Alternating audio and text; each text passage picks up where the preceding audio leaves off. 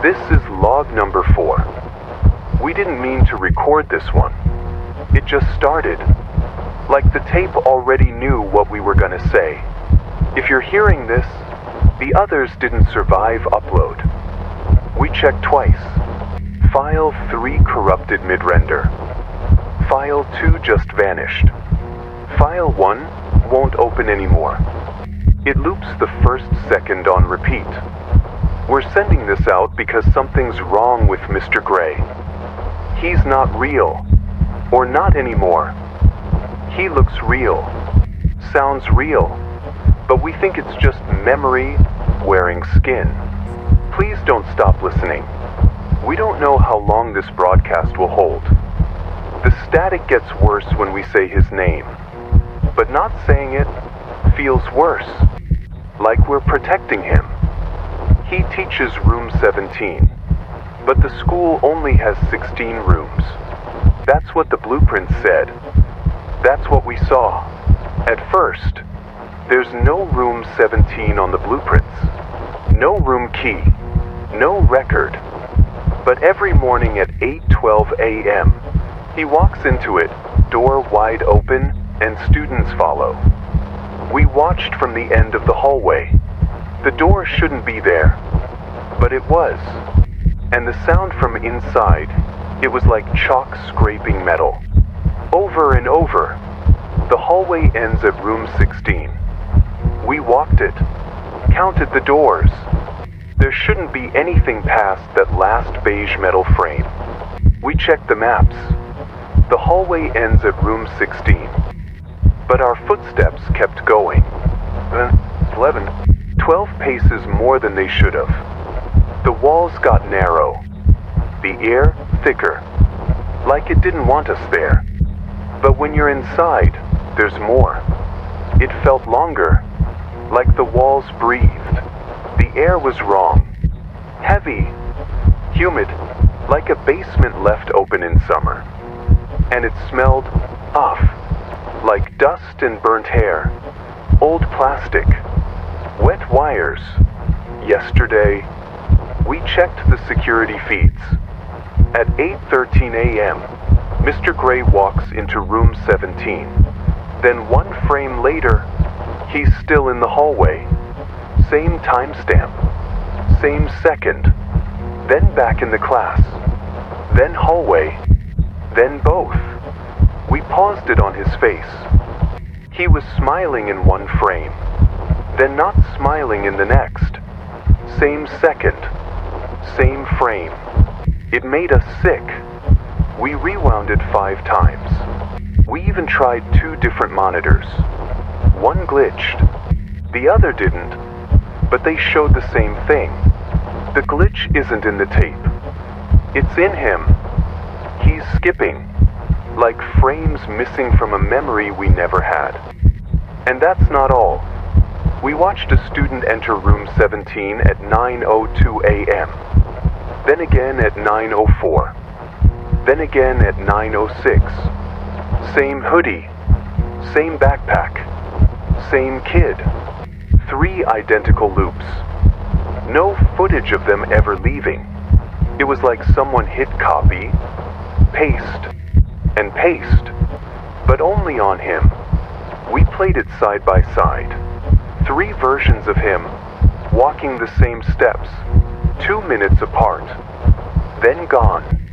Like someone copied and pasted him. We tracked the logs. No student absence marked.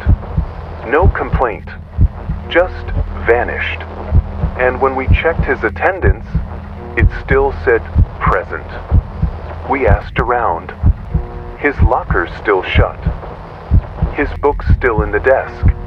But no one's seen him. Not in the halls. Not at home. Not online. We messaged his phone. The text turned green. Like it left, but never landed. We sat in on his class. Mr. Gray stood at the board, writing the same sentence for 47 minutes. Identify the subject. Identify the subject. Identify the subject. He never turned around. The chalk didn't break. It should have, but it didn't. It just kept wearing down into dust. And his wrist didn't move like a normal hand. It jerked, mechanical, almost angry. The chalk screeched, not like normal. It was slower, like dragging bone across tile. We blinked, and he was suddenly standing beside us. Too close. No footsteps. No shadow. Just there. He doesn't blink, but when we blink, he's closer. And the room gets colder. Not freezing. Just enough to feel it in your teeth. At one point, we felt breath on our neck. But it was cold and dry, like nothing alive, like the inside of an unplugged freezer. We heard him speak once, not our names, but a name we hadn't heard since childhood, a name from a dream we forgot. But he remembered. We felt it hit the back of our brain like a metal spoon in a blender. It didn't feel like remembering. It felt like claiming, like he had been waiting for us to remember too. And once we did, we knew we couldn't forget again. And the students, they're not right anymore. They laugh before jokes are finished. They answer questions no one asks. They smile during fire drills. One boy clapped when the alarm went off. Not once, just once. Then stared at the wall. No reaction to alarms. No movement. Just staring. We tried talking to one of them. She stared for a full minute, then asked, "Do you dream in static or snow?" Her voice was slow, like a dial-up modem pretending to be human. One kid turned in a test. Every answer correct, written in handwriting that doesn't match his records. Too neat. Too perfect. We showed it to the principal. She said, "It's a good effort," and blinked 4 times in a row, like clockwork. Another handed us a note. Red ink. We didn't read it.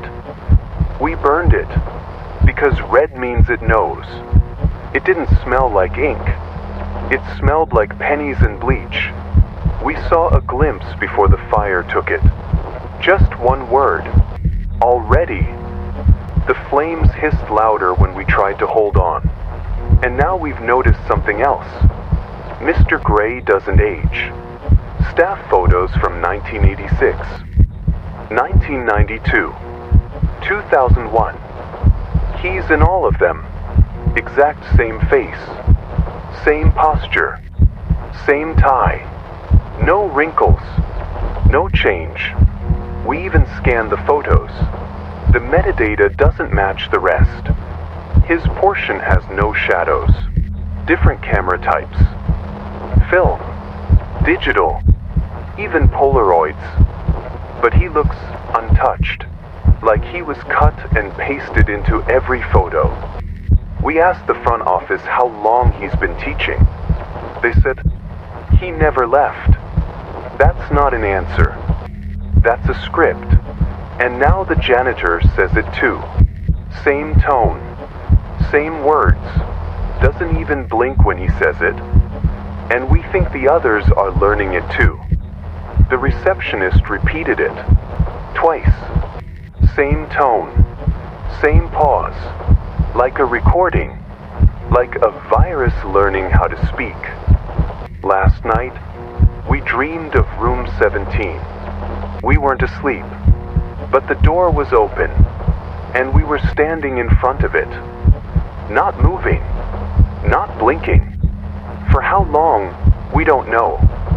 He called us again by that name, and this time, we answered. It wasn't our voice, but it came from our throat. We felt our mouths move, but not by choice. Something spoke through us, or with us, or inside us. It echoed in our jaw, like bones learning a new language. Tomorrow, we're going in. We marked the wall, set up 3 exit cameras. left a note for ourselves. The note just says one line. If the floor hums, do not follow it. We don't remember writing it, but it's in our handwriting. If this tape ends suddenly, don't trust the man in room 17. He's not your teacher. He's just wearing his skin, and he wears it well, until you look too long. End of log. End of us. If you hear this, don't blink, don't speak, and don't look at him for more than 10 seconds. Because now he knows you know, and that's how he chooses. And once he chooses, that's it. There's no test, no escape, just class. Some saw versions of themselves across the hallway. One girl said she waved at her twin, and the twin didn't blink, just stared. Another heard her own voice in the bathroom, laughing. But she wasn't laughing. She was crying, and her reflection wouldn't stop smiling. And now, we're all starting to forget what we came here to do. Every note we write disappears by morning. The cameras turn to face the wall.